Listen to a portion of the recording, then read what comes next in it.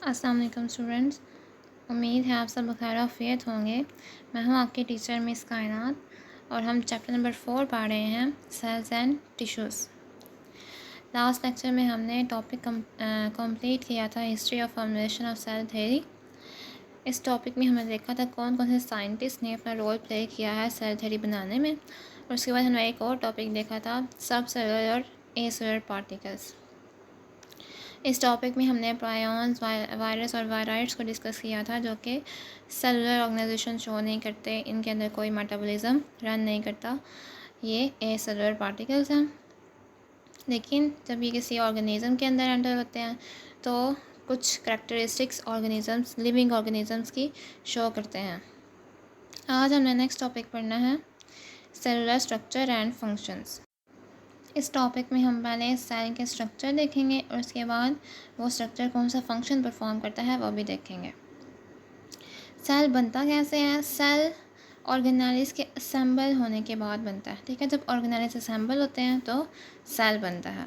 अब सेल के अंदर दो तरह के स्ट्रक्चर होते हैं, नॉन ऑर्गेनेलिस स्ट्रक्चर और organelle structure.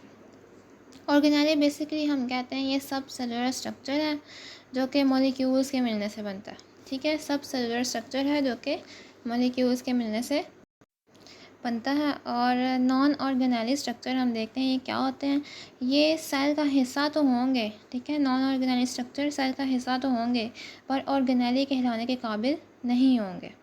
Organelle structure cell के अंदर मौजूद होते हैं, ठीक है, और ये डिफरेंट फंक्शंस परफॉर्म करते हैं, पर जो नॉन ऑर्गेनेली स्ट्रक्चर्स हैं ये ऑर्गेनेली कहलाने के काबिल नहीं होते लेकिन सेल का हिस्सा होते हैं। अब 4 तरह के नॉन ऑर्गेनेली स्ट्रक्चर्स हैं, cell wall, cell membrane, cytoplasm and cytoskeleton. इन चारों को हम वन बाय वन डिस्कस करेंगे। सबसे पहले हमारा टॉपिक है सेल वॉल। सेल वॉल क्या होती है? Cell wall basically plant cells के इर्द गिर्द प्रेजेंट होती है, जबकि एनिमल सेल्स या प्रोटिस्ट में सेल वॉल नहीं होती। ठीक है, प्लांट सेल्स में सेल वॉल होती है जबकि एनिमल सेल्स में सेल वॉल नहीं होती, और सबसे आउटर मोस्ट पार्ट होता है सेल का। इसकी डेफिनेशन पहले देख लेते हैं। Cell wall is a non living and strong component of cell located outside plasma membrane. Cell wall क्या है? ये नॉन लिविंग है, ये लिविंग कंपोनेंट नहीं है सेल का। नॉन ऑर्गेनेलिक स्ट्रक्चर है ना, तो ये लिविंग कंपोनेंट नहीं है, ये नॉन लिविंग है और स्ट्रॉन्ग कंपोनेंट है सेल का। इसका मतलब है कि सेल को स्ट्रेंथ प्रोवाइड करता है, सेल को प्रोटेक्ट करता है। और ये कहाँ प्रेजेंट है? ये लोकेटेड है आउटसाइड प्लाज्मा मेम्ब्रेन। अब हमने बात की है कि एनिमल सेल में सेल वॉल मौजूद नहीं होती जबकि प्लांट सेल में होती है, लेकिन जब हम प्लाज्मा मेम्ब्रेन की बात करते हैं तो हर सेल में प्लाज्मा मेम्ब्रेन मौजूद होती है। एनिमल सेल्स में जो आउटर मोस्ट मेम्ब्रेन होती है वो प्लाज्मा मेम्ब्रेन होती है, लेकिन प्लांट सेल में प्लाज्मा मेम्ब्रेन के बाहर सेल वॉल भी मौजूद होती है। अब इसके फंक्शंस क्या हैं? इसका फंक्शन देख लेते हैं। इट प्रोवाइड्स शेप, ये शेप प्रोवाइड करती है सेल को। सेल, प्लांट सेल की एक ख़ास शेप होती है, एनिमल सेल की ख़ास शेप नहीं होती क्योंकि उसके इर्द गिर्द सेल वॉल नहीं होती। सेल वॉल प्लांट सेल को शेप देती है, स्ट्रेंथ देती है, मजबूती देती है, प्रोटेक्शन देती है, सहारा, हिफाजत करती है और सपोर्ट देती है, सहारा देती है to the inner living matter of cell. अब सेल के अंदर जो इनर लिविंग मैटर है ये उसको शेप देगी, स्ट्रेंथ देगी, प्रोटेक्शन और सपोर्ट प्रोवाइड करेगी। इनर लिविंग मैटर हम कहते हैं जो कि लिक्विड मटेरियल होता है, प्रोटोप्लाज्म। यहाँ पर प्रोटोप्लाज्म वर्ड इस्तेमाल किया गया है, तो सेल के अंदर लिक्विड मटेरियल होता है जिसे हम बोलते हैं प्रोटोप्लाज्म। अब उसके बाद लिखा हुआ है कि not all living organism have cell walls around their cells, जैसे कि एनिमल्स और बहुत से एनिमल लाइक प्रोटिस्ट। यही मैं बात पहले आपको बता चुकी हूँ।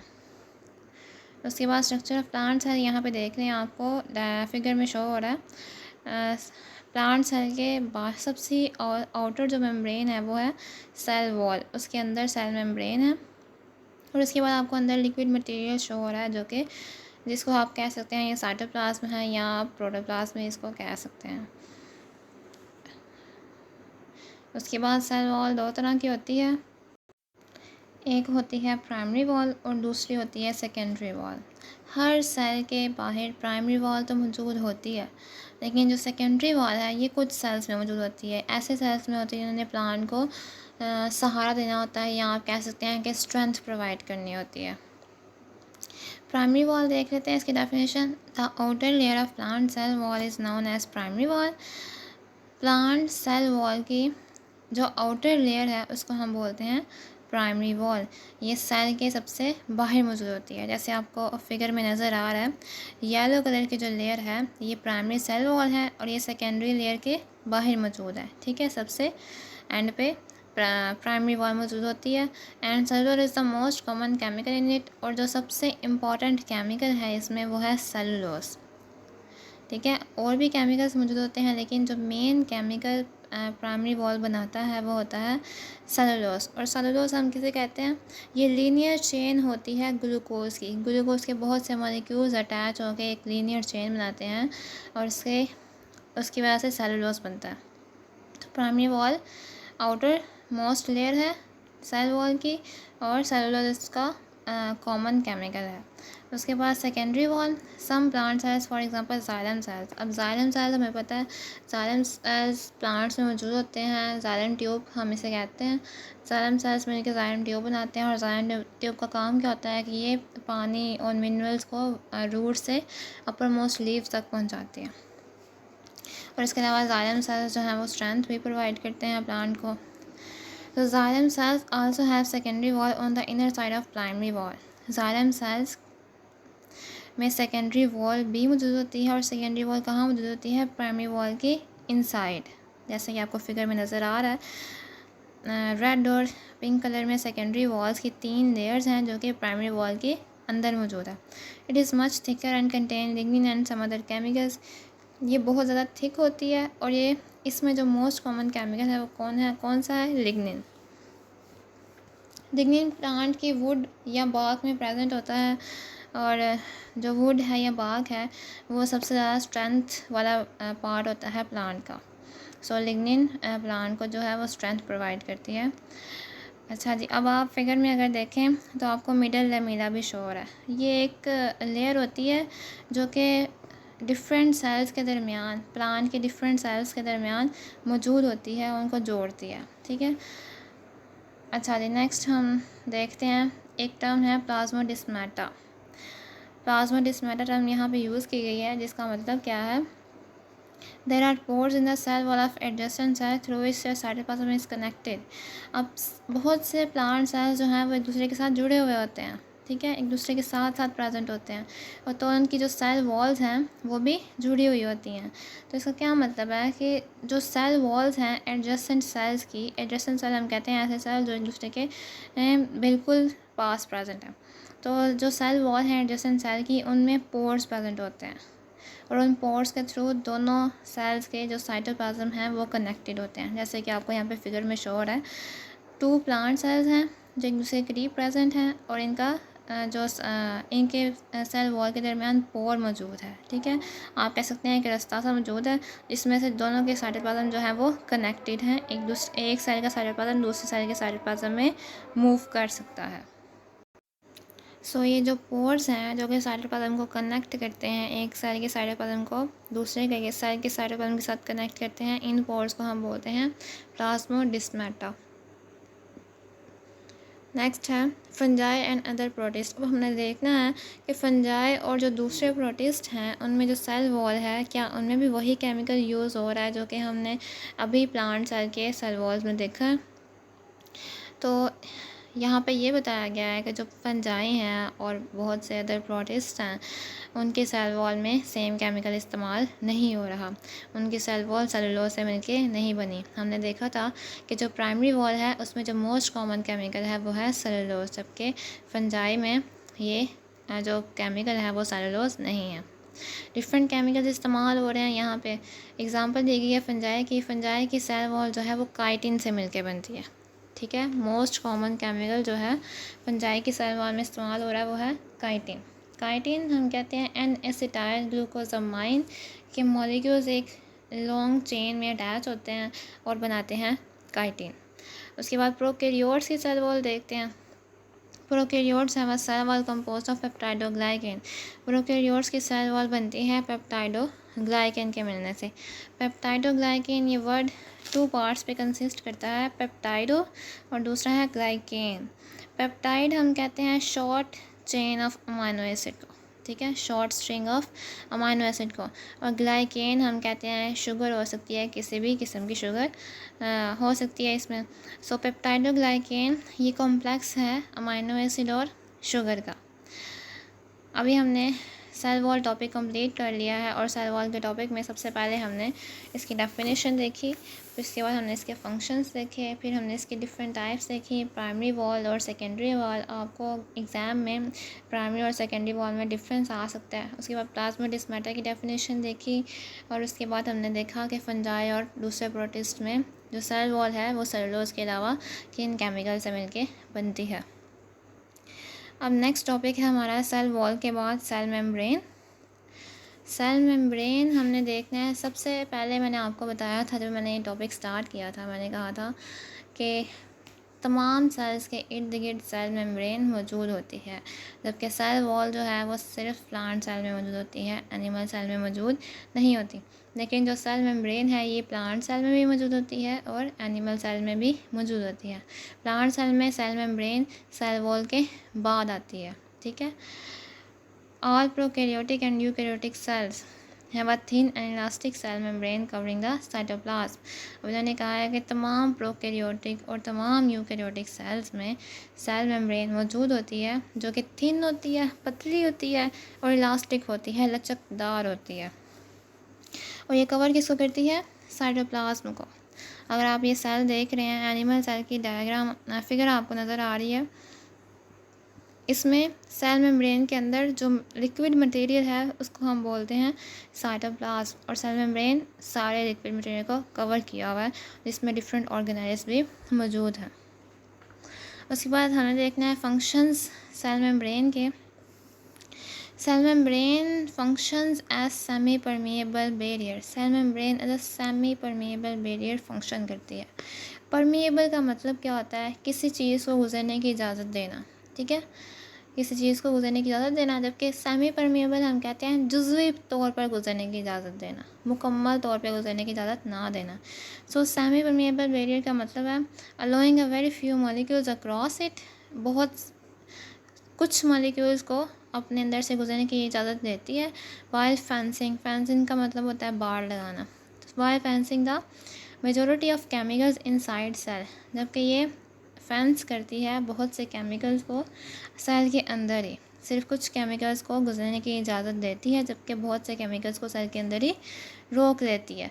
इन this way cell membrane maintains the internal composition of cell. और इस तरह जो सेल मेम्ब्रेन है वो सेल की कंपोजिशन को मेंटेन रखती है। अगर ये तमाम केमिकल्स को गुजरने की इजाज़त दे तो हो सकता है कि जिस केमिकल की हमें ज़रूरत हो, जिस मॉलिक्यूल की हमें ज़रूरत हो, ये उस मॉलिक्यूल को सेल लॉस कर दे, ठीक है। तो सेल मेम्ब्रेन जो है ये बहुत इम्पॉर्टेंट रोल प्ले करती है। जिन मॉलिक्यूल्स की हमें ज़रूरत नहीं है उसको ये अलो करती है कि वो मूव कर जाए, ठीक है, और जो इम्पॉर्टेंट मॉलिक्यूल्स हैं उनको सेल के अंदर ही रखती है। और इस रोल के अलावा सेल मेम्ब्रेन केमिकल मैसेजेस को भी सेंस कर सकती है और इसके अलावा ये दूसरे सेल्स को भी आइडेंटिफाई कर सकती है। केमिकल मैसेजेस को सेंस करने वाला काम जो है ये बहुत इंपॉर्टेंट है। फॉर एग्जांपल हमारी बॉडी में हार्मोन रिलीज़ होता है इंसुलिन, ठीक है, ये केमिकल इंसुलिन रिलीज़ होता है जब, तो ये बॉडी सेल्स को, जो ब्लड सेल्स हैं, उनको हुक्म देता है कि आप जो ब्लड है, ये उनको हुक्म देता है कि जो ब्लड के अंदर ग्लूकोज मौजूद है उसको कम कर दें, ठीक है। तो हमारे बॉडी सेल्स क्या करते हैं, उस ग्लूकोज को सेल के अंदर ले जाते हैं और उसको स्टोर कर लेते हैं, ठीक है, ताकि बाद में हम उसको इस्तेमाल कर लें।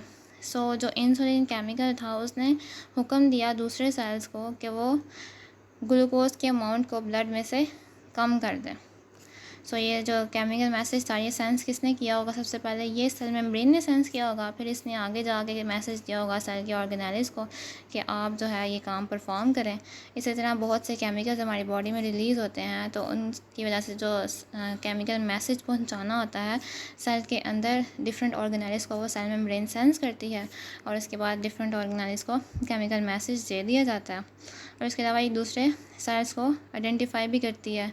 और जैसे कि अगर हमारी बॉडी में कोई फ़ॉरेन केमिकल एंटर हो जाए या फ़ॉरेन बैक्टीरिया वायरस एंटर हो जाए, तो हमारी बॉडी को कैसे पता चलेगा कि ये जो सेल है ये हमारी बॉडी का नहीं है?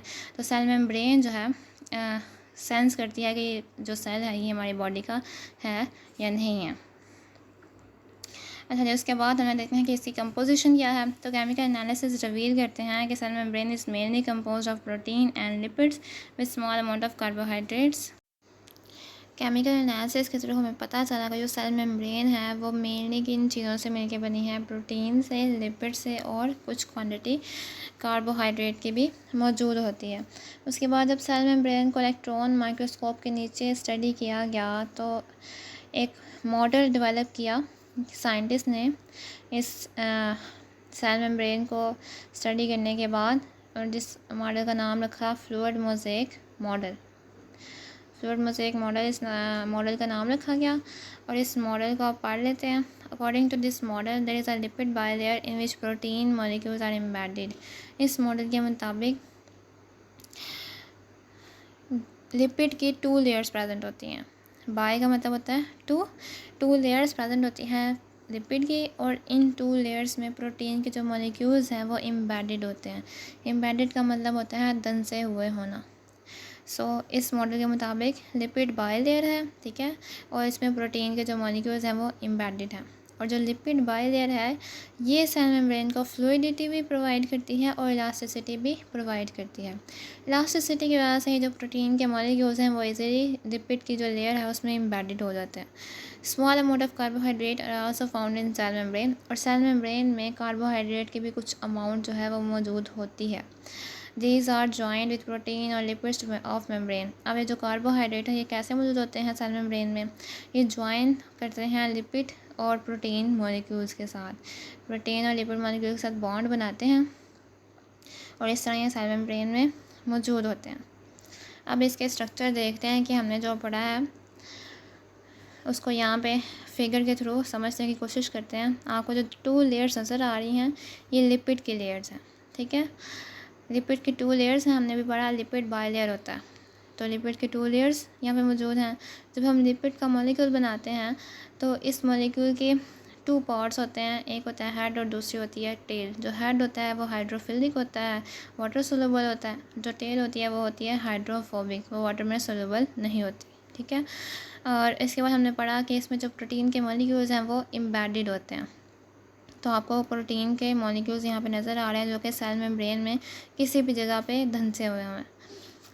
इसके बाद हमने पढ़ा कि इसमें कार्बोहाइड्रेट्स की भी कुछ अमाउंट प्रेजेंट होती है, और वो जो कार्बोहाइड्रेट्स हैं वो बॉन्ड किसके साथ बनाते हैं? वो प्रोटीन के साथ ज्वाइन होते हैं या लिपिड के साथ ज्वाइन होते हैं। और जब कार्बोहाइड्रेट प्रोटीन या लिपिड के साथ बॉन्ड बनाता है तो ये बना देता है ग्लाइकोप्रोटीन या ग्लाइकोलिपिड, ठीक है। यहाँ पे आपको ग्लाइकोप्रोटीन और ग्लाइकोलिपिड भी नज़र आ रहा है। और उसके बाद कोलेस्ट्रॉल की भी कुछ अमाउंट जो है वो इसमें प्रेजेंट होती है। यूकैरियोटिक सेल्स में कोलेस्ट्रॉल की अमाउंट लिपिड बाइलेयर में प्रेजेंट होती है, जबकि प्रोकैरियोटिक सेल में कोलेस्ट्रॉल जो है वो प्रेजेंट नहीं होता। इसके अलावा यूकैरियोटिक सेल में बहुत से ऑर्गेनेल्स होते हैं, mitochondria, chloroplast, Golgi apparatus, endoplasmic reticulum, जो कि आप पहले पिक्चर में देख चुके हैं। एनिमल सेल की पिक्चर थी, तो उस पिक्चर में हमने देखा था कि बहुत से ऑर्गेनेल्स हैं, और ये बहुत से ऑर्गेनेल्स जो हैं इनके इर्द गिर्द भी सेल मेम्ब्रेन मौजूद होती है। सेल के बाहर तो सेल मेम्ब्रेन मौजूद होती है, लेकिन जो सेल के अंदर ऑर्गेनेल्स हैं इन ऑर्गेनेल्स के इर्द गिर्द भी सेल मेम्ब्रेन मौजूद होती है। आज का लेक्चर यहीं पे कंप्लीट होता है। हमने आज के लेक्चर में सेल वॉल का टॉपिक कवर किया और सेल मेम्ब्रेन का टॉपिक कवर किया। सेल मेम्ब्रेन के टॉपिक में हमने सेल मेम्ब्रेन के फंक्शंस देखे, और उसके बाद हमने इसकी कंपोजिशन देखी, और अभी हमने फ्लूइड मोज़ेक मॉडल पढ़ा है, ठीक है। उम्मीद है आपको इसकी समझ आ गई होगी। अल्लाह आपका हामी नासिर हो। अल्लाह हाफिज़।